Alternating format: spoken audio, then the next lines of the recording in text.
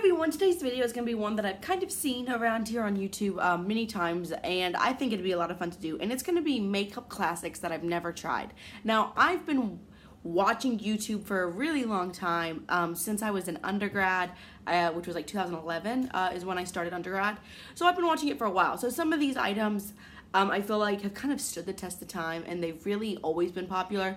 Some have kind of gained popularity recently, and some have kind of lost it, but in my opinion, they're like the classic makeup items that I think of. Now, if there are things that people talked about before I started watching YouTube, I can't really say. But now these aren't all the classics. These are just classic makeup items I personally haven't tried. So I chose 10. First and foremost, the Anastasia Beverly Hills Modern Renaissance palette. Now, I do have two palettes. I have the Prism palette, which I'm ashamed to admit, but I will. I've never even used this guy. Honestly and truly, I've swatched it a few times, but I've never actually put it on my eyes. And I have the Anastasia Beverly Hills Maya Mia palette. So I do like her formula. I think it's nice. I feel like everyone freaks out about this palette, and I understand why. It looks really awesome. I would like to try it, especially like these hot pink shades and reds and orange. I'm sure I could do a why I'm not going to buy it on this palette, and I could find similar things, but I would really like to try it because it is so iconic in the makeup community to me. But I've just never gotten around to it. And it is $42. I took the prices of them too, and this is just from Sephora's website. Next, a foundation that I still feel like people talk about, but especially they used to, and it's the Giorgio Armani Luminous Silk Foundation. Now, I have normal to dry, oh, what did I just do? Whoopsies. I have normal to dry skin, in case you don't know. So, Luminous Silk sounds really nice for me. I like kind of a skin-like finish, a demi-matte, satin maybe, but I don't usually like really dewy finishes. But Luminous Silk, doesn't that just sound great? I've heard it just like looks like skin, and that's what I really like. I like you know, a medium coverage is totally fine with me. I have concealer. Sometimes I even go with light coverage, but I like it to look like I'm not wearing anything on my face. So I've heard that you get that with this. I would love to try it one day. It's $64, and I have not gotten around to trying it yet. Next, something that I don't know if I want to try or not. I'm kind of on the fence, and it's the Too Faced Chocolate Bar palette. Now, I will admit, I do have a couple of the palettes that are kind of in that shape. I have the Clover, and I have the Sweet Peach, and the Bonbon. So I have the chocolate bonbons because this is the one that for me, I felt like, I don't know, it drew my attention the most because of those pinks. Now, the chocolate bar is a neutral palette. If you follow me, you know I'm not a neutral palette kind of gal usually.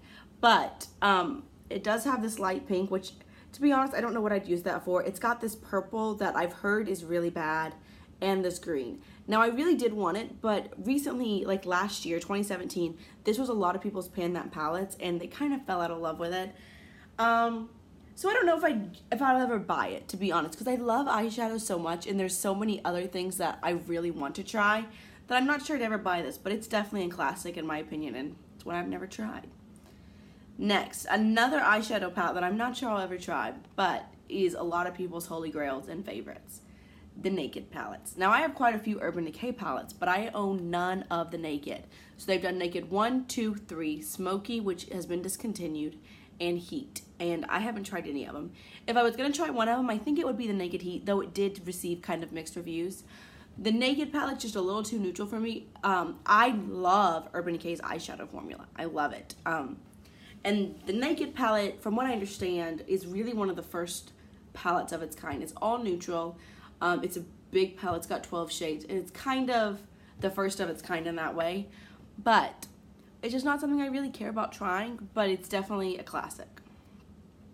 This is something I would really like to try. This is the Laura Mercier Translucent Loose Setting Powder. So, I've been really into setting powder lately. I don't know. I know it's kind of weird, especially with my normal to dry skin, but I like kind of a luminous setting powder. I've said it many times, but in case you're new here, I really like the Girl On Meteorites and this Snow White Best Mate Pearl powder. So it's a powder, but it has a little bit of, not shimmer, that's not right, but it just gives you, it doesn't look matte.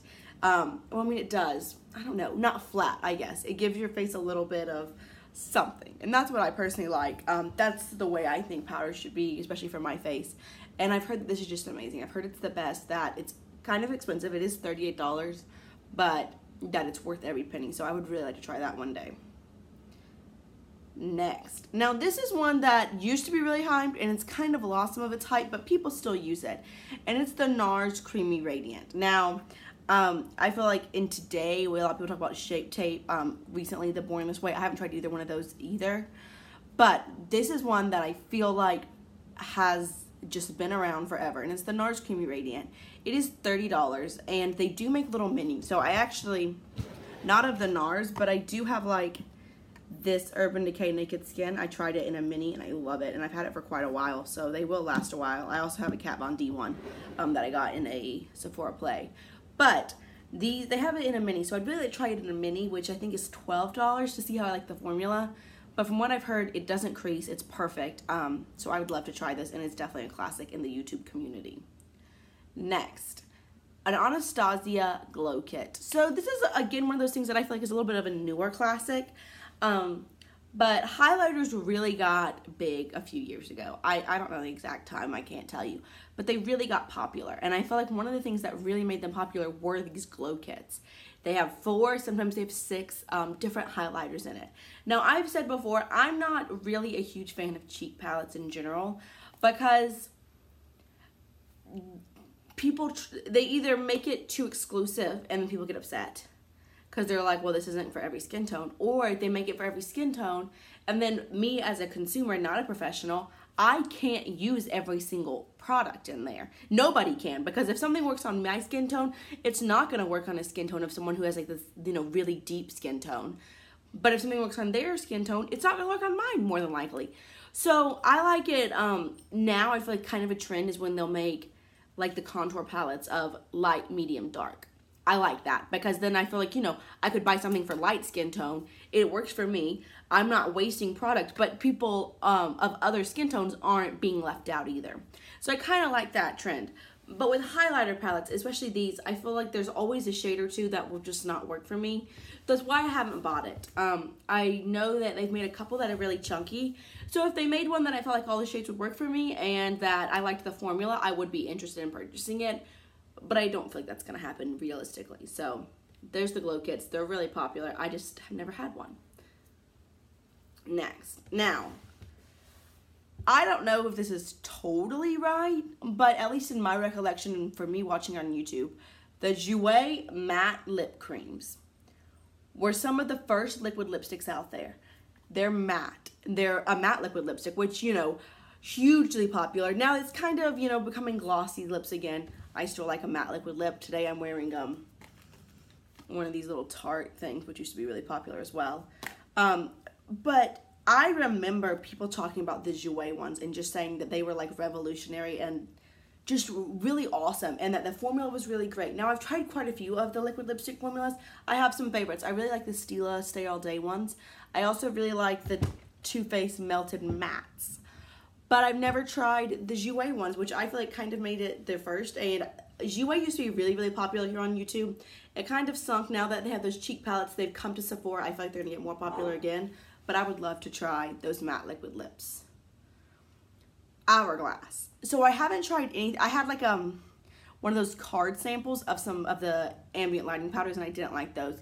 But I haven't tried any of their cheek products. And I'd really like to. Specifically, their blushes. Their blushes, I've heard from so many people, are their favorite blush formula.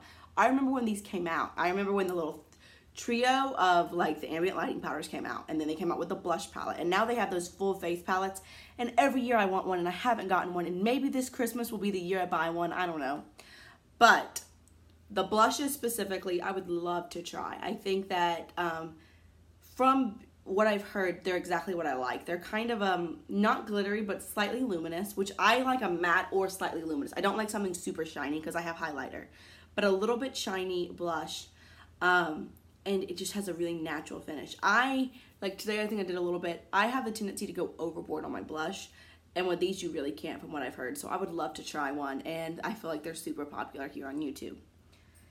And last is another blush that I've been dying to try for a long time, and it's the Clinique Cheek Pops. This is one of those that I feel like really hit a lot of popularity, then it kind of died down. I feel like people still talk about them. Whenever you see declutters, people are like, yeah, it's one of my favorite blushes, I can't declutter it. But I've never tried one, and I really, really want to. They are $24. I haven't been telling you all the price, so sorry. they're $24, so that's not terrible. I've seen people try to pan them, and they are really densely packed. But I don't know, they just look great, and I'm sure the flour in the pan kind of sends me as well, but I would love to try a Clinique Cheek Pop.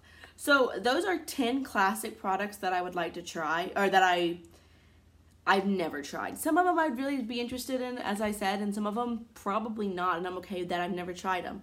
But let me know if you've tried them. Let me know if you feel like they're totally worth the hype, or if you're like, girl, you're fine missing it. You've got plenty of things that are similar. So I'd love to know what you think. And yeah, as always, if you have any questions, requests, suggestions, comments, go ahead and leave them down below, and I'll see you real soon. Bye.